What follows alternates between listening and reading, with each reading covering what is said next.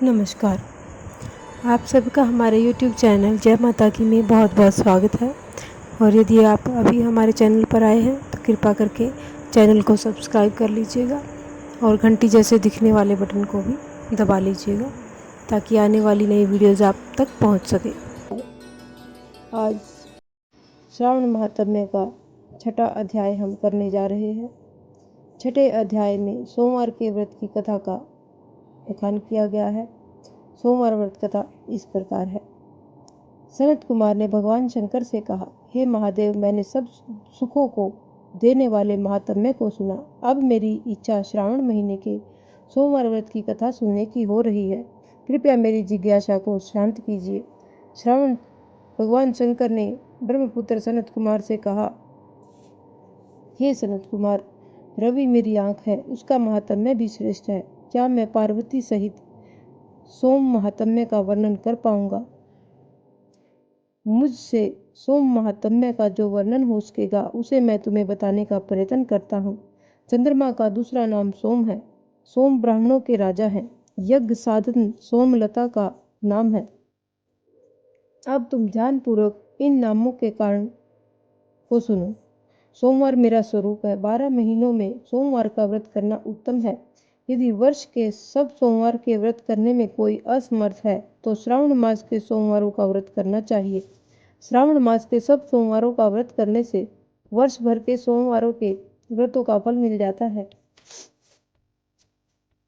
श्रावण मास के सब सोमवारों का व्रत करने का संकल्प करके प्रति सोमवार को शाम को भगवान सदाशिव महादेव का अर्चन करें, षोडशोपचार से पूजन करें और एकाग्र मन से कथा को सुने। मैं तुम्हें सोमवार व्रत की विधि बताता हूँ, ध्यान लगाकर सुनो। श्रावण मास के पहले सोमवार के दिन भली भांति स्नान कर श्वेत वस्त्र धारण कर काम, क्रोध, अहंकार, द्वेष, चुगली आदि को त्याग देना चाहिए। मालती, मल्लिका आदि के सफेद पुष्पों तथा अन्य पुष्पों से तथा अभिष्ट उपचारों से मूल मंत्र ओम नमः शिवाय या त्र्यंबकम मंत्र से पूजा करनी चाहिए और हाथ जोड़कर भोलेनाथ का ध्यान करना चाहिए।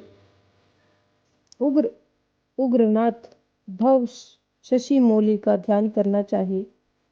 देवेश का मनोहर उपचारों से अर्चन करें। इस व्रत के पुण्य फलों को तुम्हें मैं बताता हूँ।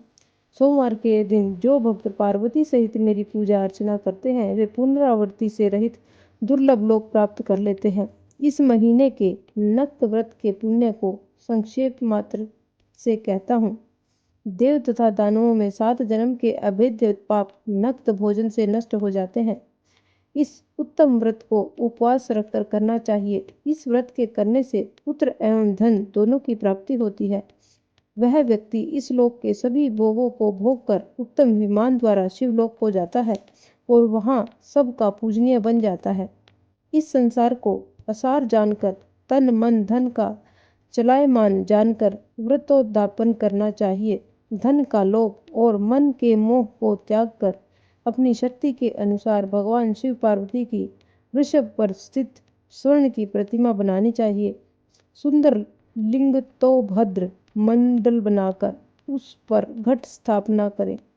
2 सफेद वस्त्र से ढके घड़े के ऊपर तांबे या कांसे का पात्र रखकर उसके ऊपर स्वर्ण निर्मित शिव पार्वती की प्रतिमा को रखें। श्रुति, स्मृति तथा पौराणिक मंत्रों द्वारा शिवजी की पूजा करें। पुष्पों का मंडल बनाकर उसके ऊपर एक रमणीक चंदोवा बांधे। रात्रि में जागरण करें। अपने गृह सूत्र विधान द्वारा बुद्धिमान को अग्नि की स्थापना करनी चाहिए। सर्वभव नाशन आदि एकादशम नामों से हवन करना चाहिए। पलाश की लकड़ियों से 108 आहुतियां देनी चाहिए। घी, तिल तथा बेलपत्र आदि द्वारा ओम नमः शिवाय मंत्र से हवन करना चाहिए। इसके बाद आचार्य का पूजन अर्चन कर दक्षिणा में गौ देनी चाहिए। 11 ब्राह्मणों को भोजन कराकर उनको कांसे के घोड़े देने चाहिए। देवता पर चढ़ी सामग्री आचार्य को दे और प्रार्थना करे कि मेरा व्रत पूर्ण हो। इस व्रत के प्रभाव से भगवान शिव प्रसन्न होते हैं। आदर पूर्वक हाथ जोड़कर पहले ब्राह्मणों को फिर आचार्य को विदा करें।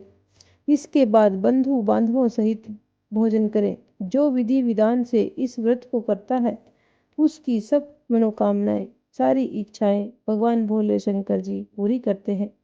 अंत में वह उत्तम विमान में बैठकर शिवलोक पहुंच जाता है, जहां उसे आदर सम्मान प्राप्त होता है। सबसे पहले सोमवार व्रत को भगवान वासुदेव ने किया था। सोमवार व्रत के महात्म्य को जो प्राणी सुनेगा वह भी इस व्रत के फल का भागी होगा। जय भोले बाबा की जय। हरिओम नमः शिवाय, नमः शिवाय।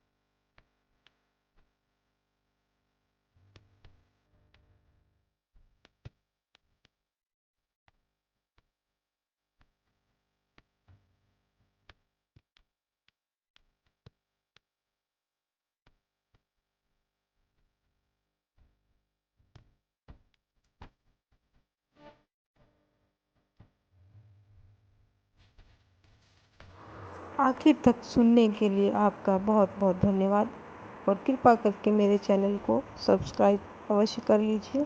धन्यवाद।